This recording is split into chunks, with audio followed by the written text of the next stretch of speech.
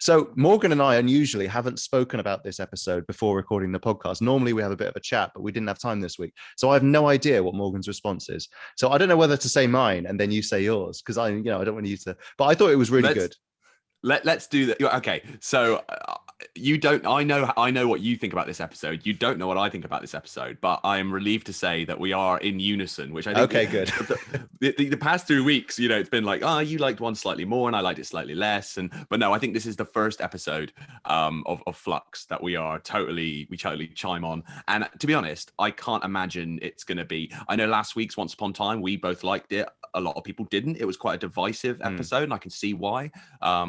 This one feels to me like it's really gonna be a crowd pleaser. I can't imagine it. It feels like it ticks a lot of those traditional Doctor Who boxes. I can't imagine many people will, even people who aren't necessarily a fan of this era of Doctor Who. I can't see them having many complaints. It's blinking marvelous. I'll go so far as to say. There you go. Been saving up that one. No, I thought nice. I thought it was a really great episode.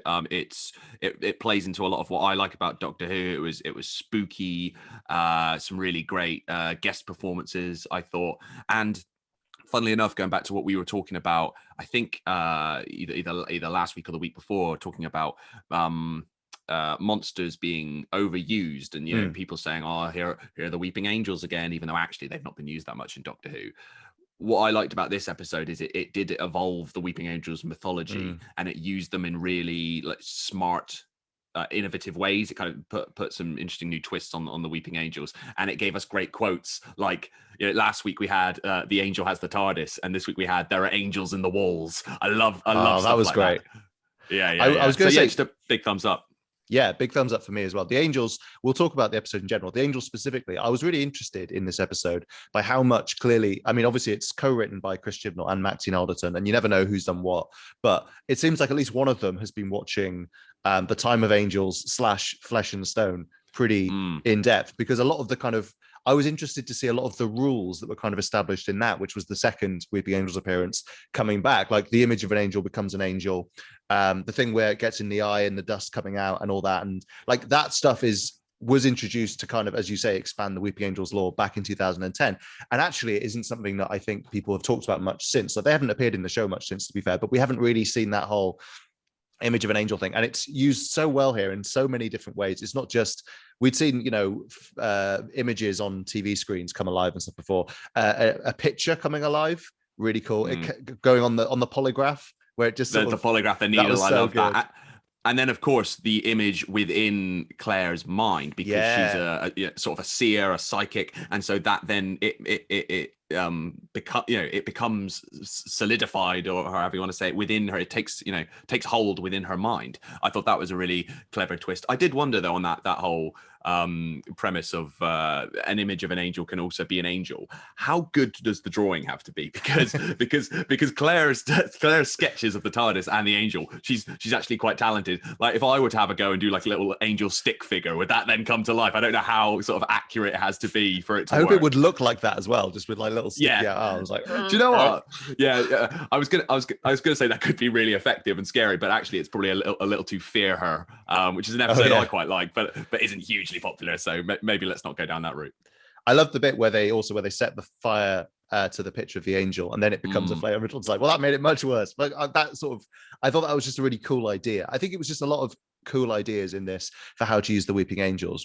And the thing I was saying to Annabelle, so apologies if I'm repeating myself, or maybe we cut that bit out, who knows, was just that I think that one of the interesting things about it is with the Weeping Angels, there's a really clear like rule, which is if you look at them and you don't blink, they can't move. So that is part of the fear of them. But I think what made them really scary in this episode was that's not enough. Do you know what I mean? Like they're insidious. If you stop them this way, they'll come in another way. If you like are able to get this screen, they'll trick you over here. And like, if you look at them for too long, then that's not going to work either. Like it's basically just like not possible to escape them entirely. And I really, really like that because it makes them a real threat. Like it's not as simple as if you stare at them, you'll be fine. Like I kind of like the detail that if you just happen to touch them yourself, you'd be sent back in time.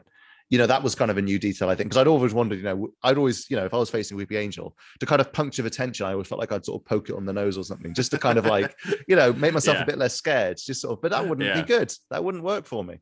But no, I thought they were, sorry.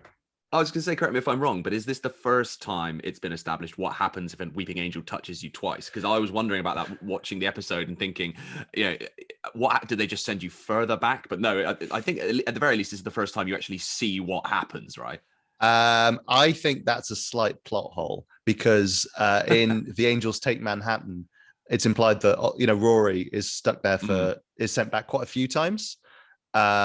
So they kind of use in that episode, they make a farm of people and they send them back over and over again. So that doesn't quite line up, but maybe it's different if like it's that quick you could make up a reason for why it's that. We have seen people sent back more than once before, but like only in that episode in really specific conditions. And also like, it wasn't like they got sent back and then immediately sent back again. It was like they were sent back, lived for another like however many years and then were sent back. Do you know what I mean? Like it just kind of, Plus, it's Rory. You can't kill Rory. He just keeps coming back. So maybe exactly. That, give some leeway. That's true. He's literally invincible. They kept trying, and it didn't work. Incidentally, not to jump around too much, but that little girl was ice cold. When her granddad, he was never nice to me. He's like, Jesus, like watch out for her.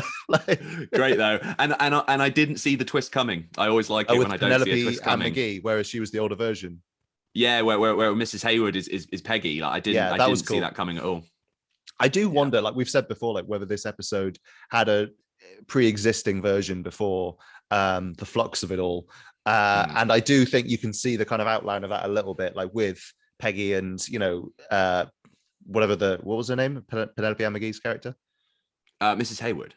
Mrs. Hayward, yeah. You kind of see maybe shades of what it would have been. But I think the nice thing about it is that it stands alone as an episode and then also ties into the wider story. Like actually, I would say, because I know that was sort of the point of War of the Sontarans as well. I think this one worked better as a standalone, partially because weirdly, it had slightly less Flux stuff going on in terms of Swarm and Azure and passengers and all that.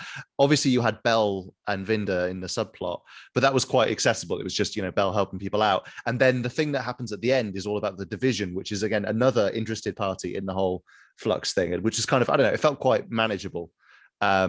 I think. Sorry, I feel like we're kind of jumping around and going around the houses. It's just there was quite a lot in this episode, but I really liked it. I think the performances were really good. I thought Jodie Whittaker was very good at it. I thought Kevin McNally was awesome. Incredible. And I think Jericho is such a great character. So Kevin McNally's fantastic, but the way he's funnily enough, we've and I know we know now that Jericho is gonna continue to appear in future episodes. We know he's in the finale. And we've said, actually, it's great to be able to have these characters around for a little longer and develop them. That being said, I think even just in this one episode, you get a real sense of who he is. The way we kind of like touch on his backstory and the things that kind of haunt him. And just in that one scene where he's kind of facing off against the Weeping Angel that has his voice, you get a real concise burst of kind of like his backstory. And you buy into that character 100%. I like that bit where they're on the stairs and he goes, "You are observed. That is my power over you." Yeah, Jericho's so cool. Like I'd watch a spin off with him. Plus he's called Jericho, which is just a cool name. Like Eustachius Jericho. So cool. Let's start the campaign here. I think for a Kevin McNally spin-off, I'd 100% watch that. Yeah, just doing psychic experiments and shouting at aliens. Yeah. I think that's all we want.